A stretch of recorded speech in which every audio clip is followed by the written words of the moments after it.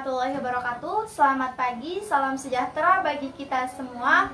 Shalom, Om Swastiastu, Namo Buddhaya, Wededong Tian, salam kebajikan. Perkenalkan, nama saya Zulfa Pandini dari program studi D3 Kebidanan Stikesiasi Mataram. Nah, pada hari ini saya akan menjelaskan materi tentang anemia pada ibu hamil beserta cara pencegahannya.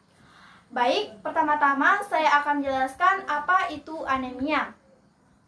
Anemia itu sendiri merupakan suatu kondisi yang dimana kekurangan kadar hemoglobin dalam sel darah merah yang tidak sesuai dengan standarnya. Anemia ini merupakan suatu masalah kesehatan yang sering banyak terjadi di negara kita, yaitu negara Indonesia. Nah, anemia di Indonesia sering dikenal juga sebagai penyakit kekurangan sel darah merah atau kurang darah. Yang dimana ibu hamil dikatakan anemia apabila kadar Hb-nya kurang dari 11 gram pada trimester pertama dan trimester ketiga dan kurang dari 10,5 gram pada trimester kedua. Faktanya, menurut Riskesdas tahun 2018 bahwa persentase ibu hamil yang mengalami anemia yaitu sekitar 48,9%. Hal ini berarti bahwa sekitar 5 dari 10% ibu hamil mengalami penyakit anemia ini. Menurut riset atau penelitian dari Niputu Aryani, anemia pada kehamilan sering disebabkan karena kekurangan zat besi dan merupakan jenis anemia yang pengobatannya relatif mudah dan murah. Anemia pada kehamilan merupakan masalah nasional karena mencerminkan nilai kesejahteraan sosial ekonomi suatu masyarakat dan pengaruhnya sangat besar terhadap kualitas sumber daya manusia.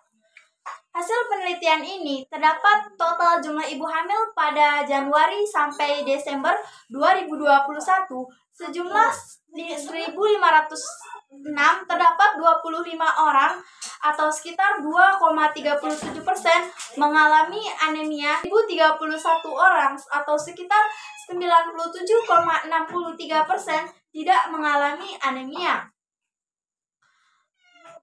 Gejala anemia pada ibu hamil bisa tidak terlihat sehingga tidak jarang diabaikan begitu saja.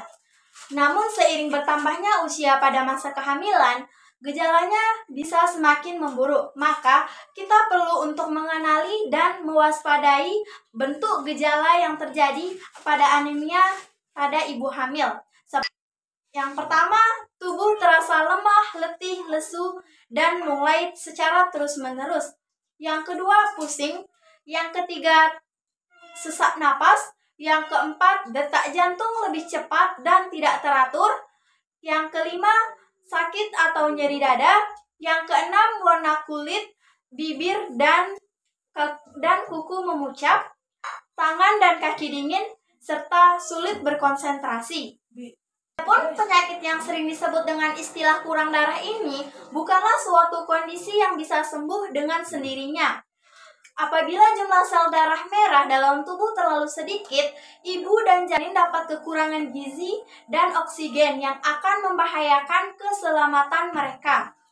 Adapun berbagai penyebab anemia pada ibu hamil antara lain yang pertama, karena pola makan yang kurang beragam dan bergizi seimbang. Faktornya, ibu hamil setiap kali makan harus mengonsumsi makanan yang mengandung protein, karbohidrat, dan zat gizi mikro. Yang dimana zat gizi mikro itu berbentuk seperti vitamin dan mineral. Yaitu kurangnya asupan makanan yang kaya akan zat besi. Contohnya yaitu seperti hati, ikan, telur, dan sebagainya. Yang ketiga yaitu kehamilan yang berulang dalam waktu singkat, dan yang terakhir yaitu mengalami infeksi yang menyebabkan kehilangan zat besi seperti cacingan atau malaria. Dampak anemia pada ibu hamil yaitu yang pertama, menurunnya fungsi kekebalan tubuh. Yang kedua, meningkatkan risiko terjadinya infeksi. Yang ketiga, menurunkan kualitas kesehatan yang akan berdampak pada ibu dan janin. Yang keempat, abortus atau keguguran. Yang kelima, memiliki berat badan rendah saat lahir atau yang biasa dikenal dengan BBLR. Dan yang terakhir, risiko janin lambat atau janin tidak berkembang dengan cepat dalam kandungan. Dan yang lebih rentannya yaitu bayi akan lahir secara prematur. Dilansir dari Maternal and Child Integrated Program bahwa salah satu cara efektif untuk mencegah anemia pada ibu hamil adalah mengonsumsi suplemen zat besi. Menurut sumber yang saya temukan yaitu cara cegah anemia saat hamil yaitu dengan cara mengkonsumsi makanan yang kaya akan zat besi. Yang kedua, makanan yang kaya tinggi akan asam folat. Dan yang ketiga, makanan yang kaya akan vitamin C.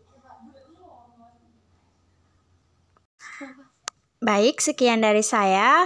Wassalamualaikum warahmatullahi wabarakatuh.